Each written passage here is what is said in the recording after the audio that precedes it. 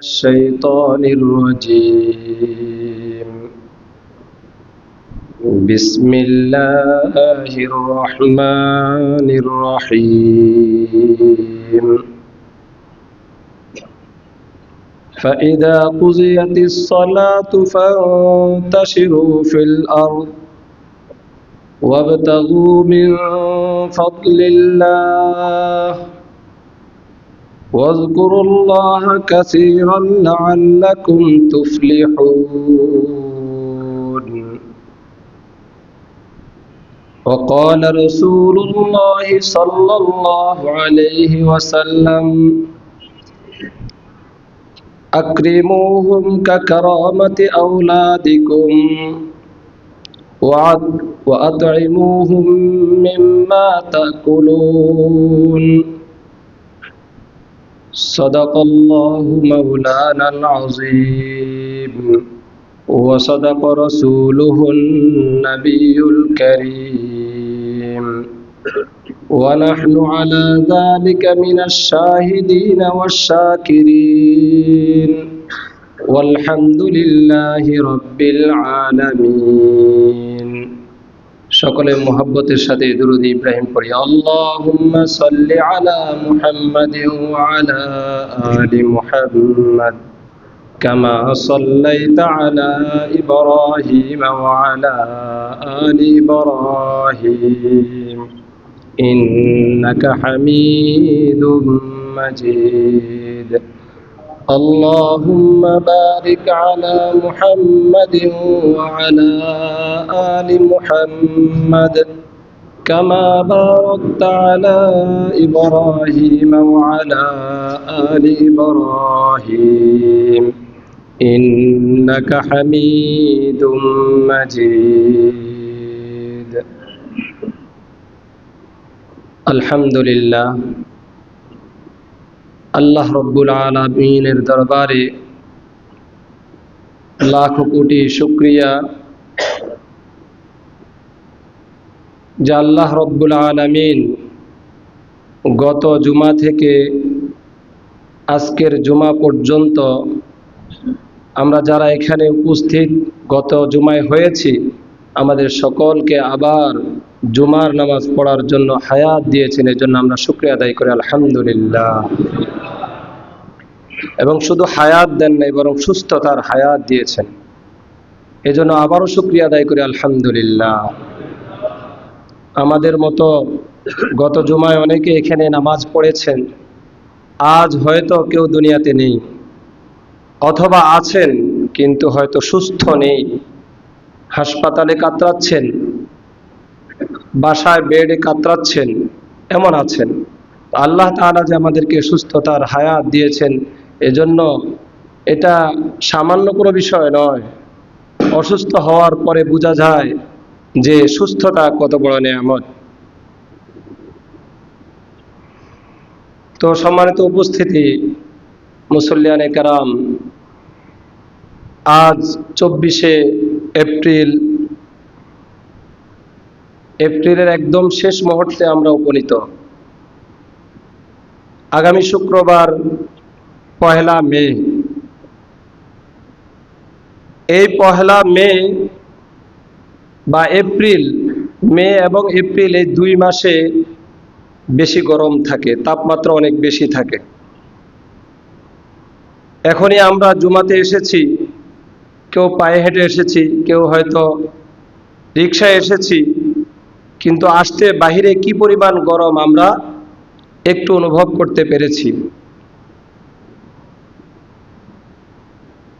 39-40 Celsius চলছে এখন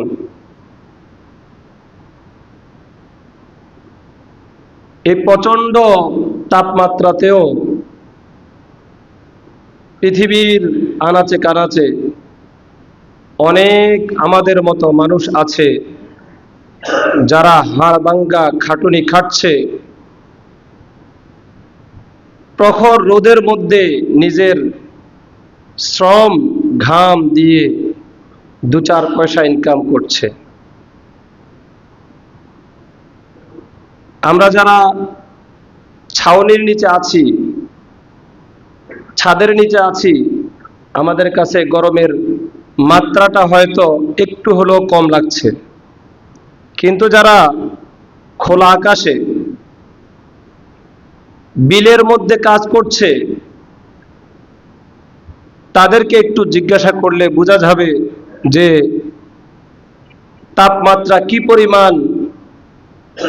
কি পরিমাণ তাপমাত্রা তারা অনুভব করে, এটা তাদেরকে জিজ্ঞাসা করলে বোঝা যাবে। এখনো আমরা 100 জন 200 জন হয়তো নামাজে এসেছি, জুমার জন্য অপেক্ষা করছি, কিন্তু বহু মানুষ এখনো বিল্ডিং এর কাজে ব্যস্ত, কেউ হয়তো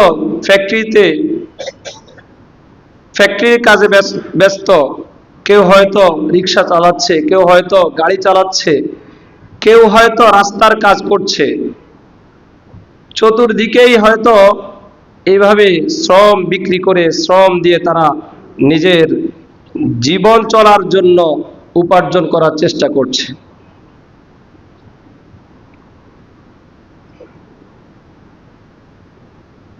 আমি আপনাদের সামনে যে বিষয়টা নিয়ে আলোচনা করব সেটা হলো, সামনে যে 1 মে আসছে, এই 1 মে আন্তর্জাতিক শ্রমিক দিবস, যেটাকে মে ডে বলা হয়। এটার সূচনা কোত্থেকে হয়েছে? 1886 খ্রিস্টাব্দে আমেরিকার শ্রমিকরা তাদের নিজেদের শোষণ নিপীড়নের বিরুদ্ধে এবং অধিকার আদায়ের জন্য তারা একটা সমাবেশ করেছিল। সে সমাবেশে তৎকালীন পুলিশ তাদের উপর আক্রমণ করেছে এবং সেই আক্রমণের কারণে অনেক শ্রমিক নিহত হয়েছে, প্রাণ দিয়েছে, অনেক শ্রমিক আহত হয়েছে। সেই সময় থেকে আজ পর্যন্ত এই দিবসটাকে শ্রমিক দিবস হিসেবে পালন করে আসছে। এই পালন করে আসাটা শুধুমাত্র শ্রমিকদেরকে বুঝ দেওয়ার জন্য, শ্রমিকের অধিকার আদায়ের জন্য নয়, অধিকারকে নিশ্চিত করার জন্য নয়। আপনারা দেখবেন শ্রমিক দিবসের আগের দিন অথবা সেদিনই পত্রপত্রিকায় সকল দেশের প্রধানদের একটা বক্তব্য থাকে, প্রেসিডেন্টের একটা বক্তব্য থাকে, সরকার প্রধানের একটা বক্তব্য থাকে, বিভিন্ন রাজনৈতিক দলের বিভিন্ন কর্মসূচি থাকে। সেই কর্মসূচিগুলোতে, সেই বক্তব্যগুলোতে, সেই বাণীগুলোতে শ্রমিকদেরকে শুধুমাত্র আশ্বাস দিয়ে থাকে যে আমরা শ্রমিকের এই শ্রমের মূল্যায়ন করার চেষ্টা করব ইনশাআল্লাহ। এভাবে আশ্বাস দিয়ে আসছে পৃথিবীর সেই 1886 সাল থেকে নিয়ে অদ্যাবধি এভাবে চলে আসছে এবং এটাকে দিবস হিসেবে পালন করা শুরু হয়েছে। আজকাল তো আমরা শুধুমাত্র যদি দিবস হিসেব করি তাহলে বাংলাদেশের এমন কোনো তারিখ নেই যে তারিখে কোনো দিবস নেই। এই দিবস উদযাপন করা এটা কোনো আমাদের কৃষ্টি কালচার ছিল না, এটা পশ্চিমাদের কৃষ্টি কালচার ছিল। আমরা বাঙালিরা, শুধু বাঙালিরা, এই ভারত উপমহাদেশের লোকেরা আমরা বিদেশি কোনো কৃষ্টি কালচার যখন দেখি তখন সেটাকে সভ্যতা মনে করি এবং সেটাকে আমরা নিজেদের উন্নতির একটা মাধ্যম মনে করে থাকি। এভাবে বিভিন্ন দিবসের নামে আমাদের মাঝে সে পশ্চিমারা তখন থেকেই, শুরু থেকেই তারা আমাদের মাঝে কিভাবে আমাদের দ্বীন ও ইসলামকে নষ্ট করা যায়, দ্বীন ও ইসলামকে খর্ব করা যায়, দ্বীন ও ইসলামের বিভিন্ন হুকুমকে কিভাবে মানুষের মন থেকে ভুলিয়ে দেয়া যায়, এজন্য বিভিন্ন দিবস পালন করে করে আমাদেরকে ইসলাম থেকে দূরে সরিয়ে দিচ্ছে। যেমন মৃত্যু দিবস, জন্ম দিবস, স্বাধীনতা দিবস, ভাষা দিবস, মা দিবস, বাবা দিবস, পরিবেশ দিবস, এগুলো সবগুলো আছে না? এই বিভিন্ন দিবসে আমাদেরকে আবদ্ধ করে আমাদেরকে ইবাদত থেকে সরিয়ে দিচ্ছে এবং সেখানে নিত্য নতুন অনেকগুলো কৃষ্টি কালচার এবং অনেক কুপ্রথা ঢুকিয়ে দিচ্ছে, অনুপ্রবেশ করাচ্ছে, যাতে করে আমাদের ইবাদতের থেকে, ইসলামের নীতি থেকে যেন আমরা দূরে সরে যাই। পশ্চিমা সেই সভ্যতা আমরা গ্রহণ করেই চলছি এবং ভবিষ্যতে হয়তো আমাদের এভাবে চলতেই থাকতে হবে। আল্লাহ তাআলা আমাদেরকে সহিহ বুঝ দান করুন। কিন্তু এই যে শ্রমিকের হাড় ভাঙ্গা পরিশ্রমের মাধ্যমে তার যে ন্যায্য অধিকার, সেই ন্যায্য অধিকার পৃথিবীর শুরু থেকে এ পর্যন্ত ইসলাম ছাড়া কোনো তন্ত্র, কোনো মন্ত্র এবং কোনো শাসন ব্যবস্থা, চাই সেটা পুঁজিবাদ হোক, চাই সেটা সমাজবাদ হোক, সমাজতান্ত্রিক অর্থ ব্যবস্থা হোক অথবা ধনতান্ত্রিক অর্থ ব্যবস্থা হোক, কোনো ব্যবস্থাই শ্রমিকের অধিকারকে নিশ্চিত করেনি। আপনারা জানেন, ধনতান্ত্রিক অর্থ ব্যবস্থায় অর্থনৈতিক 4 মৌলিক সমস্যার সমাধান তারা করতে গিয়ে তারা বলেছেন যে ভূমি পাবে তার ভাড়া, আর শ্রমিকে পাবে তার শ্রমের মূল্য, সাথে সাথে উদ্যোক্তা সে পাবে তার উদ্যোগের একটা অংশ, এবং যারা পুঁজি বিনিয়োগ করে তারা পুঁজির সুদ পাবে। শ্রমিকের মূল্যায়ন করতে গিয়ে সেই ধনতান্ত্রিক অর্থ ব্যবস্থা শ্রমিককে নামমাত্র শ্রমের মূল্য দিয়েছে, ভূমিকে যোগানো চাহিদার উপর ভিত্তি করে ভূমির ভাড়া দিয়েছে, কিন্তু বাকি যে উৎপাদনের যে লভ্যাংশ পুরোটাই হয়তো যারা পুঁজি সরবরাহ করেছে অথবা যারা উদ্যোক্তা তারাই পুরোটাই ভোগ করেছে। এই পৃথিবীর এই ধনতান্ত্রিক অর্থ ব্যবস্থা, যেটা শুধুমাত্র পুঁজিপতিদেরকে আরো পুঁজিপতি বানায় আর নিঃস্বদেরকে আরো নিঃস্ব করে, সেই অর্থ ব্যবস্থার বিরোধিতা করার জন্য পৃথিবীতে আগমন ঘটেছে সমাজতান্ত্রিক অর্থ ব্যবস্থার। কিন্তু সমাজতান্ত্রিক অর্থ ব্যবস্থার স্লোগান যদিও বাহ্যিকভাবে শুনতে ভালো দেখা গিয়েছিল, যে কেউ খাবে কেউ খাবে না, তা হবে না তা হবে না, সবাই সমানভাবে অধিকার ভোগ করবে, এ কথা যদিও স্লোগান দিয়েছিল, কিন্তু তারাও শ্রমিকের অধিকার সঠিকভাবে দেয়নি। বরং শ্রমিকের অধিকার তারাও সর্বোচ্চ পর্যায়ের ধনতান্ত্রিকের তুলনায় সমাজতান্ত্রিক অর্থ ব্যবস্থা শ্রমিকের শ্রমের মূল্যায়নকে চরম পর্যায়ের খর্ব করেছে।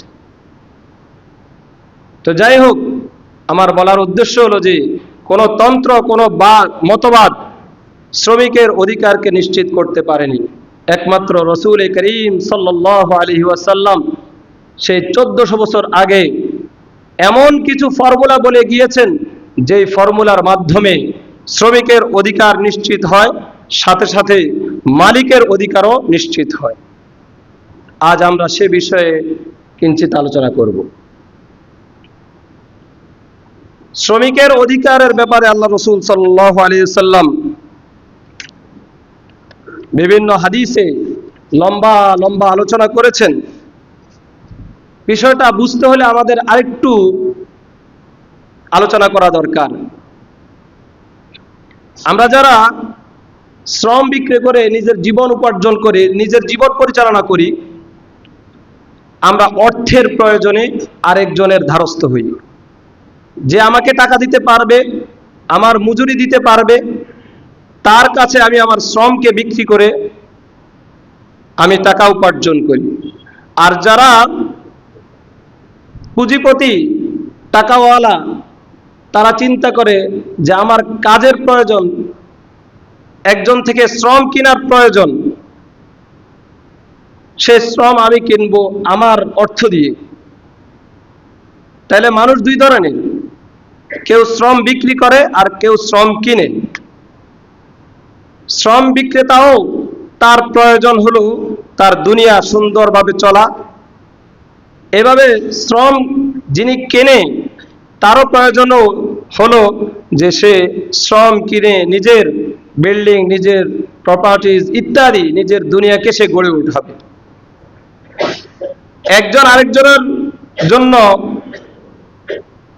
জরুরি প্রয়োজন শ্রম বিক্রি করতে হবে, আবার শ্রম কিনতে হবে।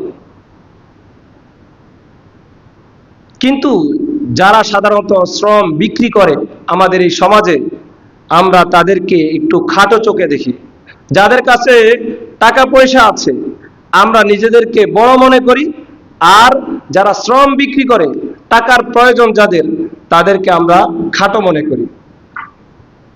এই খাটো মনে করা থেকেই শুরু হয়েছে শ্রমিকদেরকে নিগৃহীত করা এবং তাদের অধিকারকে খর্ব করা, সেখান থেকে শুরু হয়েছে।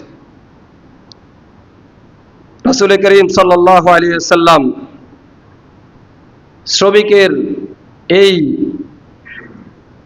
প্রতি যে এই জুলুম, এই জুলুমের ধারণাকে বিলুপ্ত করার জন্য রাসূল করিম সাল্লাল্লাহু আলাইহি ওয়াসাল্লাম হাদিসের মধ্যে বলেছেন, ইখওয়ানুকুম খাওয়ালুকুম,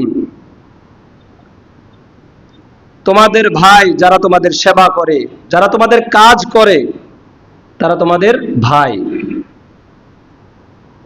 জাআলাহুমুল্লাহু তাহতা আইদিকুম,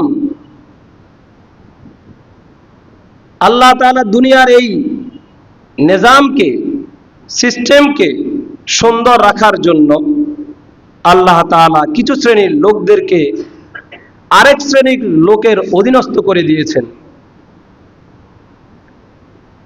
ফামান কানা আখুহু তাহতা ইয়াদিহি, রাসূল করিম সাল্লাল্লাহু আলাইহি সাল্লাম বলেন, যার অধীনে তার অপর কোনো ভাই থাকবে, যার অধীনে থেকে কেউ শ্রম দিবে এবং নিজে শ্রম বিক্রি করে টাকা উপার্জন করবে, তার অধিকারের ব্যাপারে রাসূল করিম সাল্লাল্লাহু আলাইহি সাল্লাম বলছেন, ফালইউতইমহু মিম্মা ইয়াকুল, তাকে যেন এমন খাবার খাওয়ায় যে খাবার শ্রম ক্রেতা খায়। শ্রম বিক্রেতাকে এমন খাবার খাওয়াবে, এই মানের খাবার খাওয়াবে, এক কথায় শ্রমিকের খাবার আর মালিকের খাবার এক হবে। পারিশ্রমিকের বিষয় তো আছেই, আল্লাহ রাসূল সাল্লাল্লাহু আলাইহি সাল্লাম খাবারের বিষয়ে বললেন যে তোমার বাসায় যে কাজ করে, যে তোমার ফ্যাক্টরিতে কাজ করে, মালিক আর শ্রমিকের মধ্যে হালকা ডিফারেন্স তো হবেই, কিন্তু এত আকাশ পাতাল যেন ব্যবধান না হয়, বরং তোমরা যেটা খাও সেটা তাকেও খাও।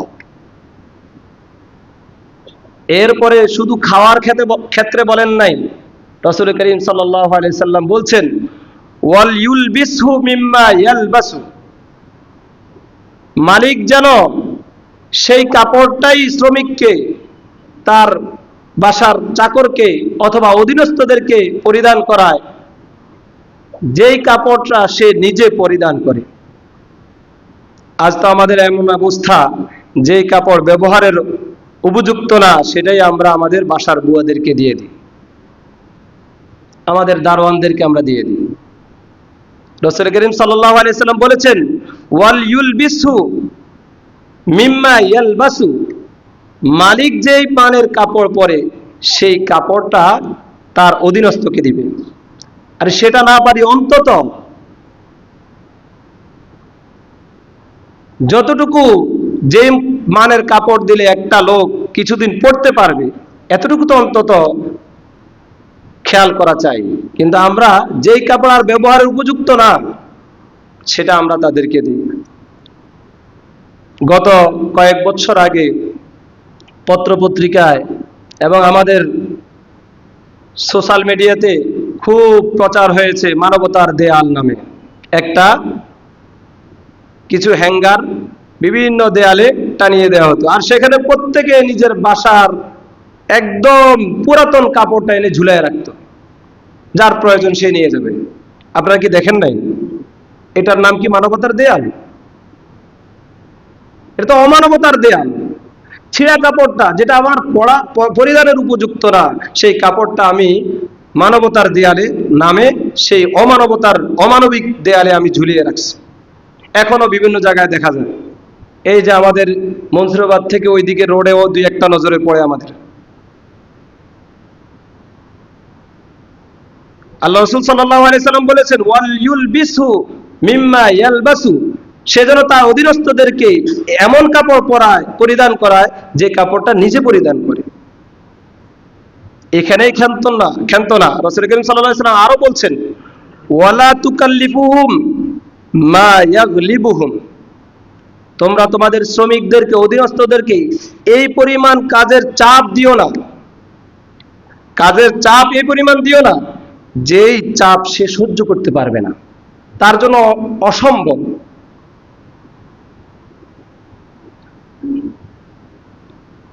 কিন্তু আমরা কি করি? ড্রাইভারের ডিউটি হলো 8 ঘন্টা 10 ঘন্টা, এরপরেও তাকে আমরা আরো 5-6 ঘন্টা খাটাই। খাটানোর পরে তাকে শূন্য হাতে বাসায় আসতে দিই। রাত 10টা-11টা বেজে গেছে, সে এখন কোথায় খাবে? অন্তত তার খাবারের টাকাটা অন্তত দিয়ে দিই, অন্তত তাকে খাবারের ব্যবস্থা করে দিই, মাঝে মধ্যে তাকে কিছু উপঢৌকন দিই, অথবা তার যে নির্ধারিত টাইম, সেই টাইমের বেশি যেটা আমি তার কাছ থেকে নিচ্ছি, সেটার জন্য তাকে বলে দেই যে তুমি যদি 1 ঘন্টা আমার জন্য অতিরিক্ত শ্রম দিতে হয়, তোমার সেই শ্রমের মূল্য এত টাকা করে আমি দিব, তোমার বেতনের ঘন্টা প্রতি যা হওয়া দরকার তা আমি তোমাকে দিব। আল্লাহ রাসূল সাল্লাল্লাহু আলাইহি সাল্লাম বলছেন যে এই পরিমাণ কাজের চাপ তাদের উপর দিও না যে চাপ তারা সহ্য করতে পারবে না। হ্যাঁ, যদি কখনো দিতেই হয়, ওয়া ইন কাল্লাফতুমুহুম ফাআইনুহুম, আল্লাহ রাসূল সাল্লাল্লাহু আলাইহি সাল্লাম বলছেন যে যদি তাদেরকে কোনো কারণে, কাজটা অনেক গুরুত্বপূর্ণ, যদি এখন রেখে দেওয়া হয়, হয়তো এটা আর হবে না। কিছু কিছু নলকূপ আমাদের বসানোর প্রয়োজন হয়, এই নলকূপগুলো যদি 8 ঘন্টা ডিউটি করে বলে ছেড়ে দেওয়া হয়, তাহলে কি নলকূপগুলো কি দ্বিতীয় দিন আবার বসানো যাবে? যাবে না। একসাথে নলকূপ বসাইতে হয়, কারণ বালু এসে আবার কি হয়ে যাবে? ভরে যাবে। তাহলে এই কাজটা তো আর এখন ছেড়ে দেওয়া যাবে না। তাহলে আমি তাকে যে অতিরিক্ত দিচ্ছি, অতিরিক্ত তাকে প্রেসার দিচ্ছি, আল্লাহ রাসূল সাল্লাল্লাহু আলাইহি সাল্লাম বলছেন ফাআইনুহু, তোমরা তাকে নিজেরা একটু সহযোগিতা করো। সহযোগিতা কয়েক ধরনের হতে পারে।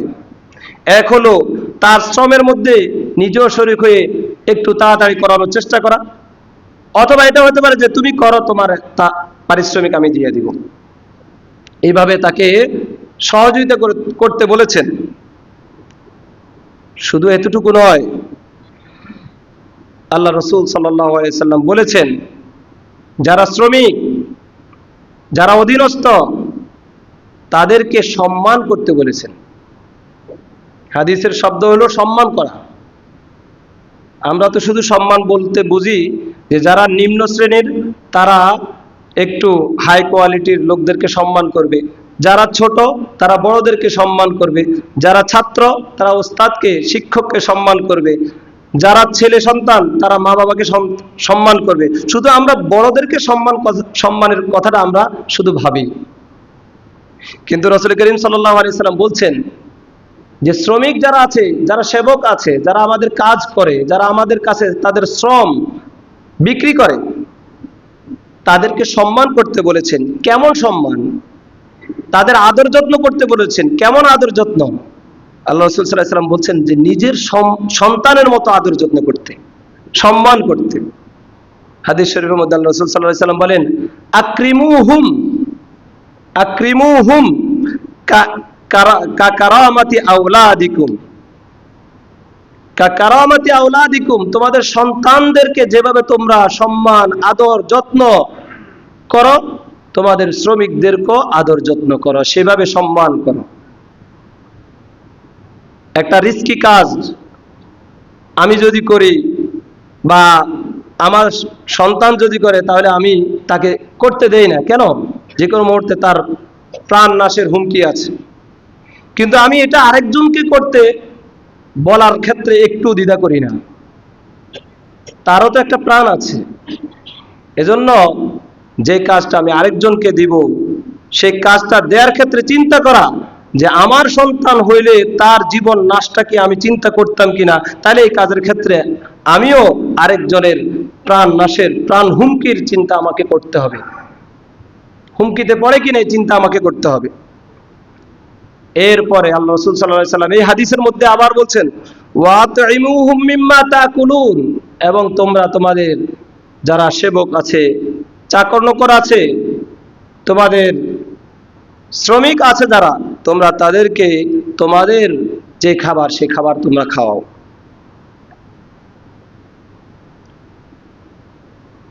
এতক্ষণ তো আমরা শুনলাম যে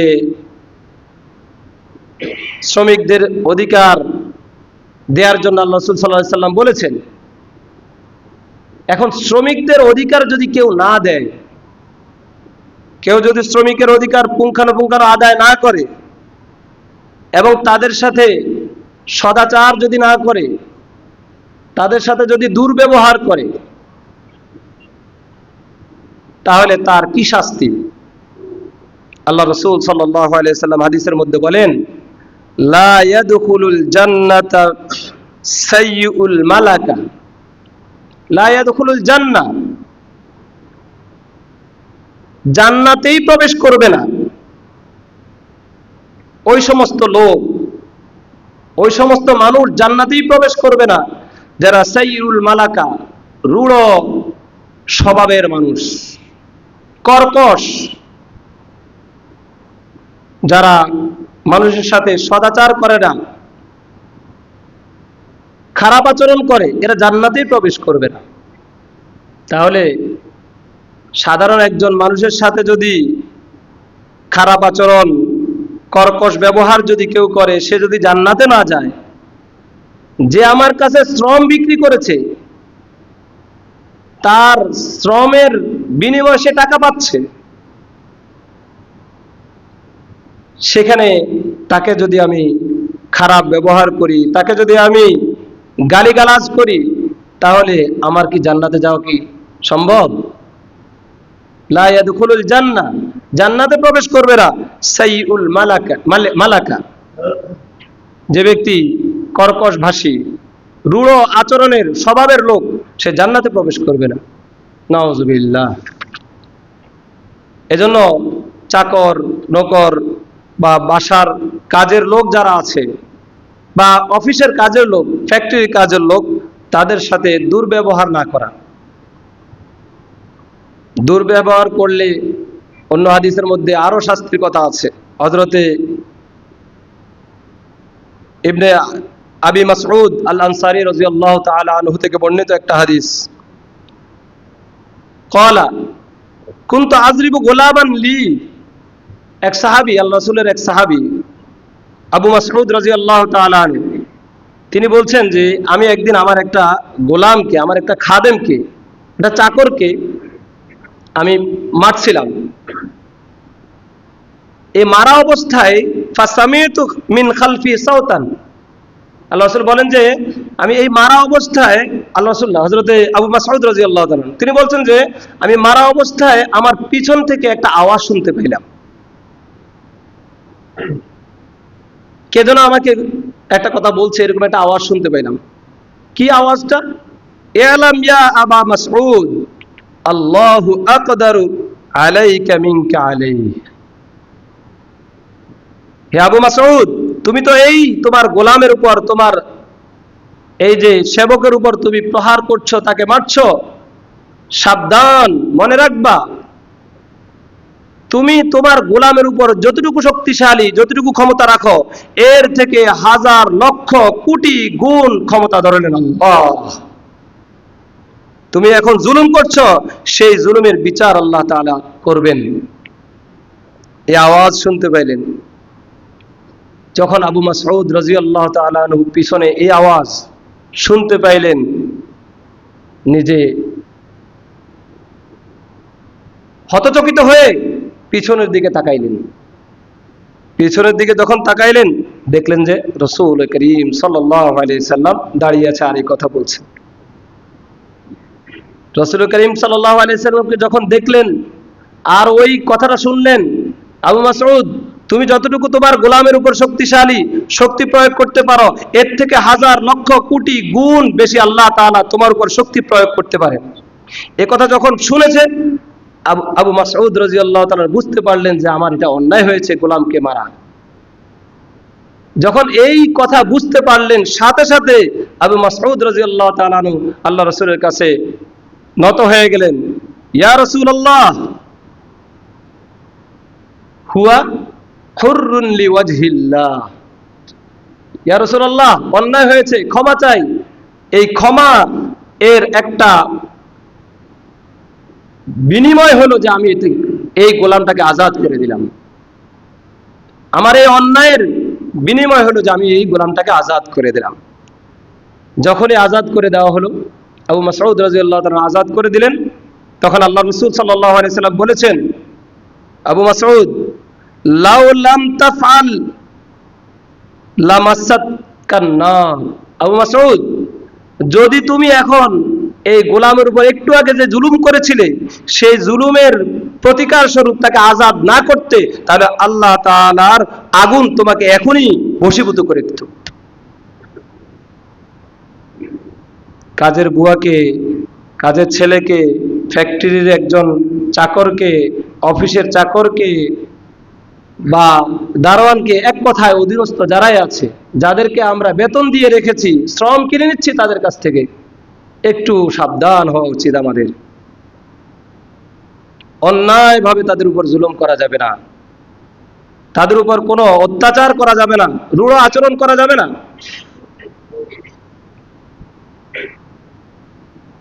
আল্লাহ তাআলা আমাদেরকে এই রূঢ় আচরণ থেকে, দুর্ব্যবহার থেকে আমাদেরকে হেফাজত করুক। সম্মানিত উপস্থিতি, আমরা যেই দেশটাতে অবস্থান করছি, সেই দেশটা বেশি গরমও না, বেশি ঠান্ডাও না। আমাদের থেকে আরো বেশি গরম অনেক রাষ্ট্র আছে, অনেক জায়গা আছে। এক কথায় বলতে গেলে নাতিশীতোষ্ণ একটা দেশ আমাদের দেশ। এই দেশের গরমের অভিজ্ঞতা সবারই আছে, যেটা আমরা সহ্য করতে পারি না। এই গরমে অনেক মানুষ, অনেক বৃদ্ধ, অনেক বাচ্চা অতিষ্ঠ হয়ে, অসুস্থ হয়ে মারাও যায়।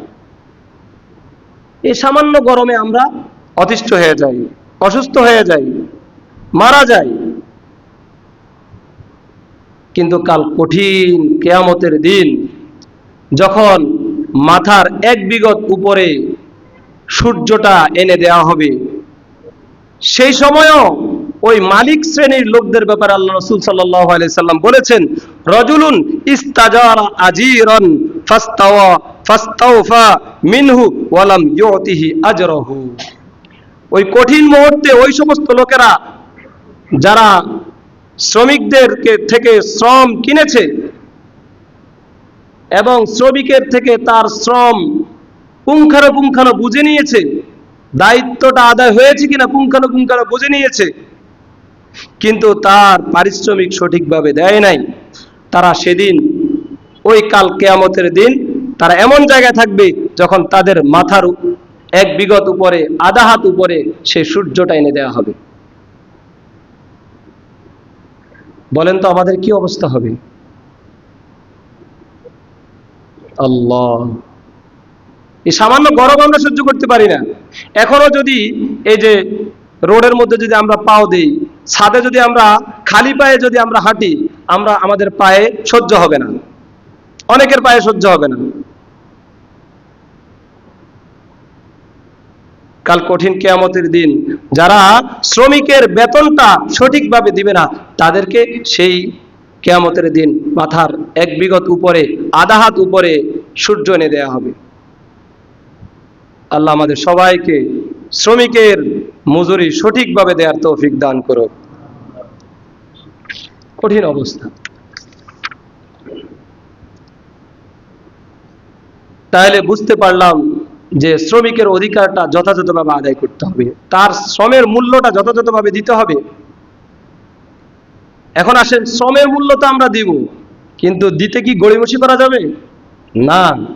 আল্লাহ রাসূল সাল্লাল্লাহু আলাইহি সাল্লাম বলেছেন, আতুল আজিরা আজরাহু ক্বাবলা আন ইয়াজিফা আরকুহু। তোমরা শ্রমিককে তার শ্রমের মূল্যটা দাও তার গায়ের ঘামটা শুকানোর আগেই। আতুল আজিরা আজরাহু, তোমরা শ্রমিককে তার শ্রমের মূল্যটা দিয়ে দাও তার শ্রমের ঘামটা শুকানোর আগেই। কিন্তু আমরা যারা এভাবে শ্রম মানুষ থেকে কিনি, বহু মানুষ আছে সমাজে, বছরকে বছর চলে যায়, তারপরও তার ওই একদিনের কামের পয়সা দেয় না, কাজের পয়সা দেয় না।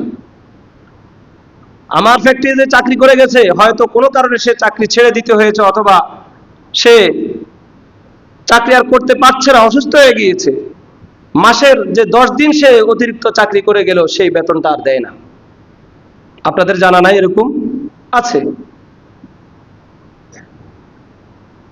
মাস পুরে নাই কেন, মাস পুরায় নাই কেন? সেজন্য তার আর ওই 10 দিনের শ্রমের মূল্যটা সে দিচ্ছে না। এজন্য শ্রমের মূল্যটা, শ্রমিকের শ্রমের মূল্যটা তাদের ঘাম অর্থাৎ তাড়াতাড়ি পরিশোধ করতে হবে। এবার আসেন, আমাদের শ্রমিকের থেকে আমরা কাজ নিতে গিয়ে, আমাদের যারা অধীনস্থ, যারা আমাদের সেবক, তাদের কাছ থেকে আমরা সেবা নিতে গিয়ে তাদের অনেক ভুল ভ্রান্তি হয়। এই ভুলের কারণে আমরা অনেক সময় তাদের উপর রাগ করি, অনেক সময় অনেকে তাদেরকে মারে, পিটায়, অনেক কিছু করে। আল্লাহ রাসূল সাল্লাল্লাহু আলাইহি সাল্লামকে এক সাহাবী জিজ্ঞাসা করেন, ইয়া রাসূলুল্লাহ, শ্রমিকে যদি, গোলাম যদি, অধীনস্থ যদি কোনো অন্যায় করে, কতবার অন্যায় করলে তাকে ক্ষমা করা যাবে? প্রথম যখন জিজ্ঞাসা করছে, তখন আল্লাহ রাসূল সাল্লাল্লাহু আলাইহি সাল্লাম চুপ আছে, কোনো উত্তর দেন নাই। ওই সাহাবী আবার জিজ্ঞাসা করলেন, ইয়া রাসূলুল্লাহ, কতবার অন্যায় করলে তাকে ক্ষমা করা হবে? কতটা অন্যায় তার ক্ষমা করা হবে? রাসূল করিম সাল্লাল্লাহু আলাইহি সাল্লাম চুপ।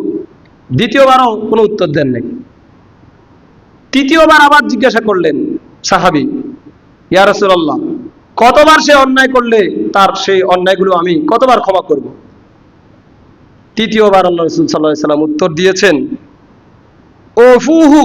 ওফু আনহু ফি কুল্লি ইয়াউমিন 70 মাররা। যে শ্রমিকে যদি কোনো অন্যায় করে, আমার অধীনস্থ যদি কোনো অন্যায় করে, দিনে যদি 70 বার অন্যায় করে, 70 বার তাকে ক্ষমা করে দাও। 70 বার যদি ভুল করে, 70 বারে তাকে ক্ষমা করে দাও।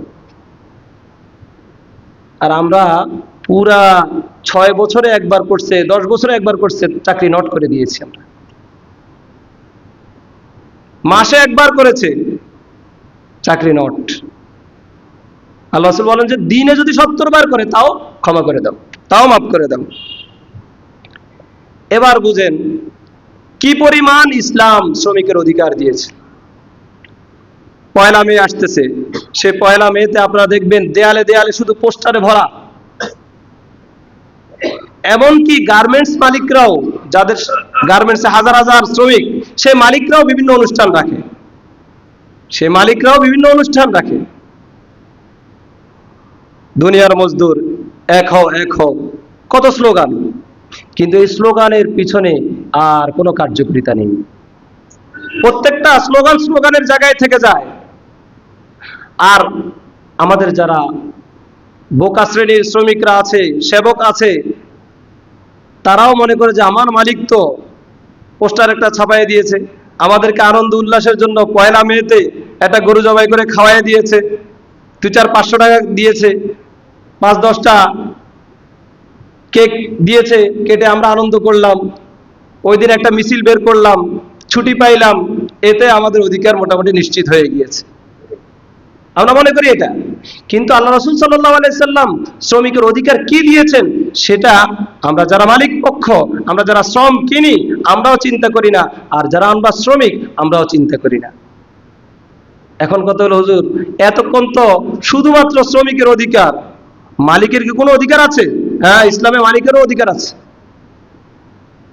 মালিকের ব্যাপারে ইসলাম বলেন যে যদি একটা গোলাম, একটা সেবক, একটা চাকর যদি তার মালিকের কল্যাণকামী হয়, মালিকের কাজটা যথাযথভাবে সে করে দেয়, যা তার সাথে চুক্তি হয়েছে সেই চুক্তি মাফিক যদি কাজটা করে দেয় এবং আল্লাহর ইবাদত করে, এই দুইটা কাজ যদি শ্রমিকে করে, সেবক, খাদেম, গোলাম, এই দুইটা কাজ যদি করে, আল্লাহর ইবাদত সঠিকভাবে আদায় করে, আর যার সাথে তার শ্রমের চুক্তি হয়েছে সেই যতটুকু পরিমাণ শ্রমের চুক্তি হয়েছে ততটুকু পরিমাণ শ্রমটা যথাযথভাবে দিয়ে দেয়, আল্লাহ তাআলা ওই শ্রমিকের জন্য দুইটা প্রতিদান রেখেছেন, লাহু আজরান। শ্রমিকের জন্য দুইটা অধিকার, দুইটা প্রতিদান রেখেছে। তাইলে বোঝা গেল মালিকের জন্য আল্লাহ রাসূল সাল্লাল্লাহু আলাইহি ওয়াসাল্লাম এই হাদিসে বলেছেন যে মালিকের কাজটাও পূর্ণ করতে হবে, তাহলে শ্রমিক সওয়াব পাবে, না শ্রমিক সওয়াব পাবে না। এরপর হকুল ইবাদের একটা বিষয় আছে, যে আমি একজনের কাছে শ্রম বিক্রি করেছি আর তাকে ফাঁকি দিয়েছি, আসলে কি আমি অনেক জিতে গিয়েছি, নাকি তার কাছে তার হক নষ্ট করার কারণে কিয়ামতের দিন আমি ধরা খেয়ে গিয়েছি? আমরা যারা শ্রম বিক্রি করি, অফিসে চাকরি করি, সাইন দিয়ে চলে আসি, মালিকে কাজ দিয়েছে, কাজ কিছুক্ষণ করি, বাকি সময় বসে হেলায় দুলায় সময় নষ্ট করে দিই। যখন মালিক আসবে সময়, একটা নির্দিষ্ট সময় তো আছে, সকাল সকাল তো মালিক আসবে না, আসলে দুপুরের দিকে আসবে অথবা বিকালের দিকে আসবে, আর বিকালের দিকে হুলস্থুল কাজ করছে, সকাল থেকে দুপুর পর্যন্ত, বিকাল পর্যন্ত বসে আছি, সেই শ্রমিকের কি অবস্থা হবে? মালিকের অধিকার যদি আদায় না করে তাহলে তারও বাঁচার উপায় নেই। আল্লাহ তাআলা আমাদের সকলকে শ্রমিকের অধিকার বুঝার এবং দেয়ার তৌফিক দান করুক, শুধু বুঝা না, দেয়ারও তৌফিক দান করুক। আর আমরা যারা শ্রম বিক্রি করি আমাদেরকেও মালিকের অধিকার পূর্ণ বুঝিয়ে দেওয়ার তৌফিক দান করুক। যারা আমরা কবলা জুমা পড়িনি, কবলা জুমা পড়েন।